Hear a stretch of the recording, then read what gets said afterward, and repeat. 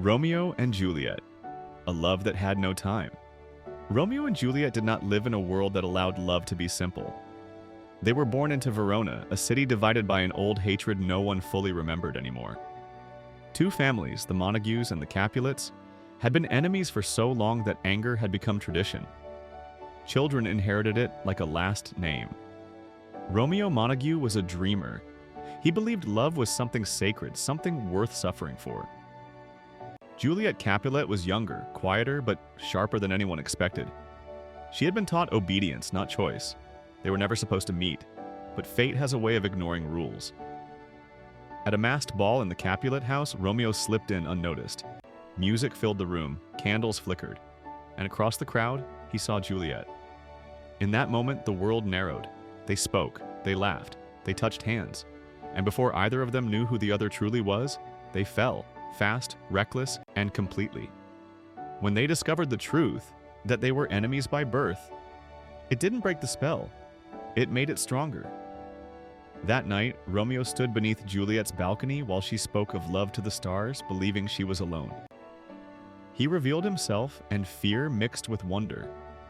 They knew the danger. They chose love anyway. By dawn, they were married in secret. They believed love could outrun hate.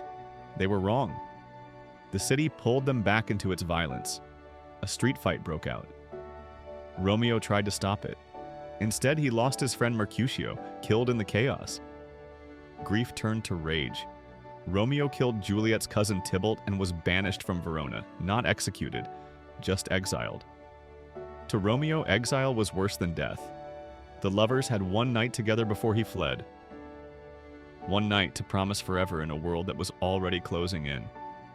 Juliet was forced into another fate. Her parents arranged her marriage to a nobleman, believing obedience would cure her sorrow. She begged. They refused. With no one left to trust, Juliet drank a potion that would make her appear dead.